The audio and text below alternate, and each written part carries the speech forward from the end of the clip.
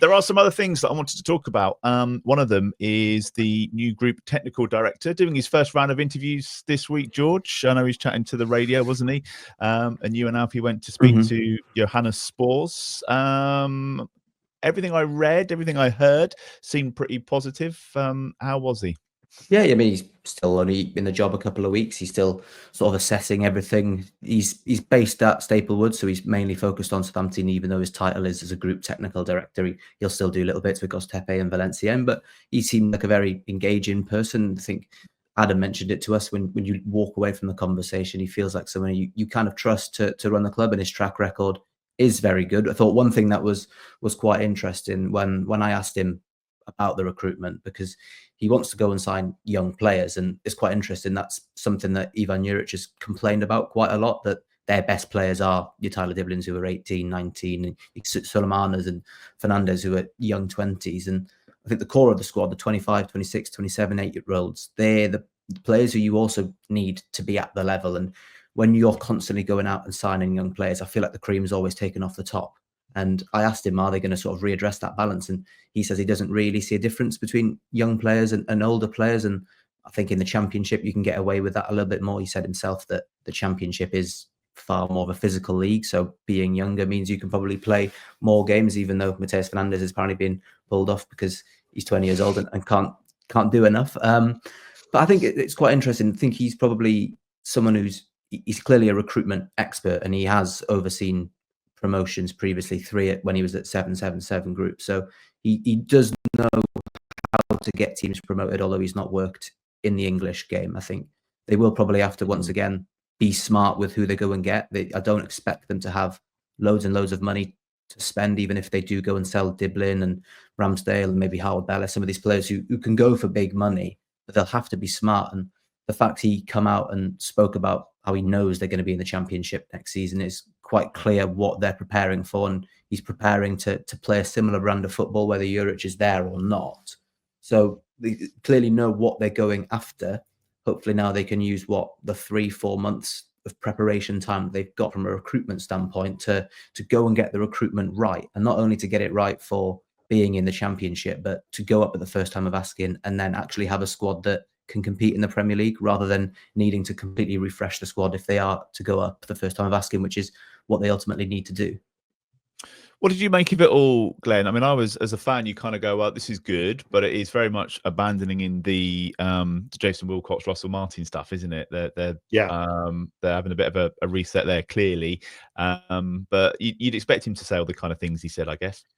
Yeah, and we've had guys like this come in, and the first interview is always, there's a few buzzwords in there, and it all sounds relatively impressive. But it's like judging a transfer window. You can't really. It's only a year down the line when you see what's actually been done. What the actual results are, that you can really say whether it's been a success or not. He did. I mean, I like the fact that he was taking ownership of the fact that we were going to be in the Championship, because that was a first. So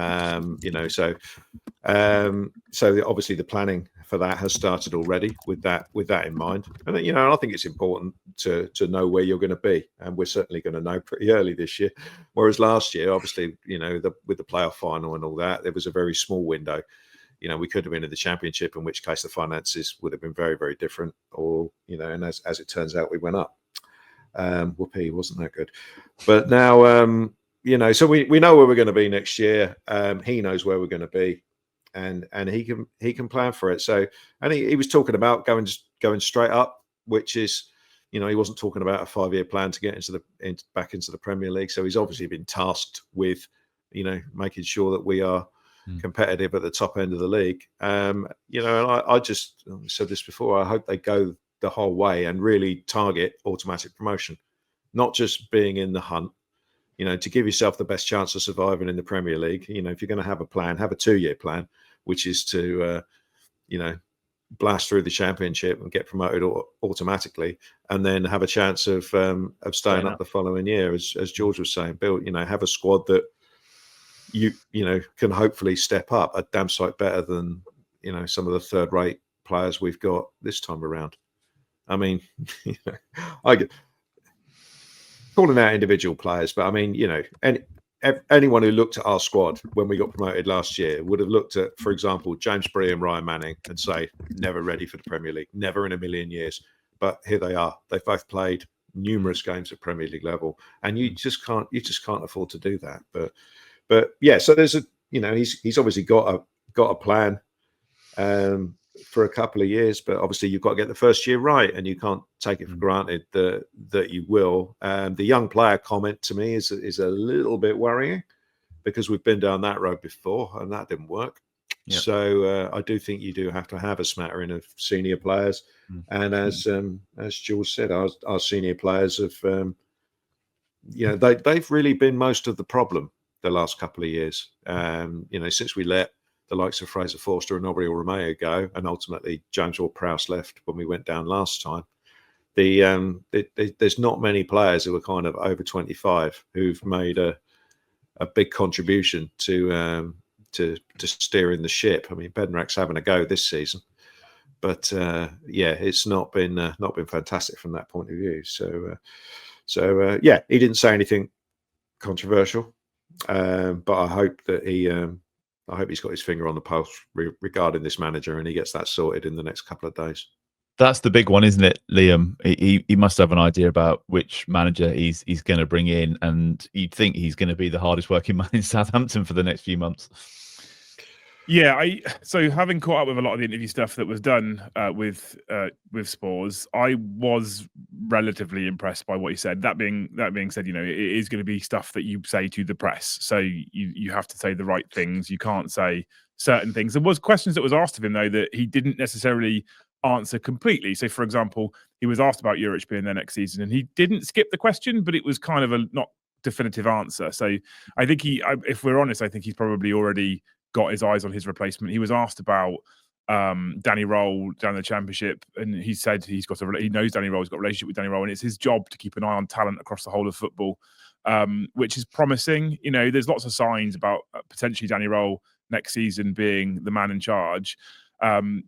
I did like from Spors that he was very keen to take on responsibility and accountability. Yeah. I think the club in general has lacked a lot of leadership this season, definitely on the pitch, but also a little bit off the pitch. There were occasions under Russell Martin where he threw certain people under the bus, on occasion even the fans, blaming them for a goal conceded in the game. I can't remember which one it was, when they sarcastically cheered a boot upfield. Obviously, we've seen Juric now, who's thrown a couple of young players under the bus. People just don't seem to want to take that responsibility. And the fact that Spors, and again, he kind of has to say this in a press interview, but the fact that he sat there and said, it's my responsibility, I'm in charge now, I'll be running this club, it made me feel a little bit warmer inside at least. And if he does that, if he takes that responsibility, if he takes that accountability on, he's going to be busy. He's going to be very, very busy, because I think he's got to be ruthless with our current squad in the window, because I think we can't afford to just kind of get through with the Championship and maybe go up and then have the clear out. I think we need to set from now. And we can't afford the 5-year plan like Glen was talking about, because the way that the parachute payments work is that ours are essentially on pause because we got promoted again. So when we go down, we've only got 2 years of parachute payments from the Premier League. So we need to get this right. He's going to have to, I think, be ruthless. But I did like the fact that he was there saying, it's my responsibility now. I'm in charge, essentially. And I was kind of worried that he would have kind of more responsibility across the whole wider group. But I was quite pleased to hear that it looks like he's going to be primarily focused on Southampton. Well, that's the priority. It has to be, doesn't it? Surely that's where they've got the issues at the moment. Yeah. Well, Gostepe seems to be doing fine. Great for them. Yeah. Not so much.